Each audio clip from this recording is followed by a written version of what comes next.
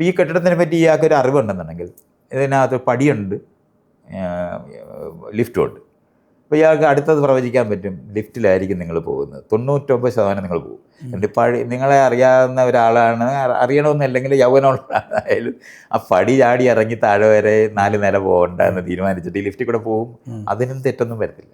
അവിടെ ഇറങ്ങിയിട്ട് നിങ്ങളൊരു വാഹനം ഉപയോഗിക്കുന്ന ആളാണ്. ഈ കാലഘട്ടത്തിൽ 90% ആൾക്കാരും വാഹനം ഉപയോഗിക്കുന്നുണ്ട്. അപ്പോൾ വാഹനത്തിൽ പോകുന്നതിന് ഇതുപോലുള്ള കുറേ കാര്യങ്ങൾ അങ്ങനെ പറയാം. പക്ഷേ ഇവിടുന്ന് ആ ലുലുമാളിൻ്റെ ജംഗ്ഷനിൽ എത്തിക്കഴിഞ്ഞാൽ വഴി ഒത്തിരിയുണ്ട്. എങ്ങോട്ട് പോകുന്നു? അപ്പോഴാണ് നമ്മുടെ ഈ പ്രവചനത്തിൻ്റെ ആദ്യത്തെ പകുതി കേട്ടാൽ ഇവർക്ക് നമ്മുടെ കാര്യം മുഴുവൻ അറിയാമെന്ന് തോന്നും. അതത്രയും കാര്യങ്ങൾ ശരിയാക്കാൻ പറ്റും.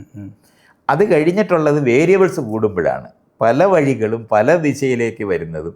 അവിടെ തൻ്റെ ഒരു കൂട്ടുകാരൻ ആ ജംഗ്ഷനിൽ നിൽക്കുകയും തന്നെ വിളിച്ച് വേറൊരു കാര്യത്തിന് കൊണ്ടുപോവുകയും ചെയ്യുമെന്നുള്ള കാര്യം പ്രവചനത്തിനകത്ത് പറ്റാതെ വരും. ഇതാണ് ഈ വരുന്നത്. അപ്പോൾ പലപ്പോഴും നമ്മൾ എന്താ ചെയ്യുന്നത്, ജ്യോത്സ്യന്മാരോട് പോകുമ്പോൾ ആദ്യത്തെ തവണ ഭയങ്കര വിശ്വാസമുള്ള ജ്യോത്സ്യ പ്രവചനമായിട്ട് അനുഭവിക്കും.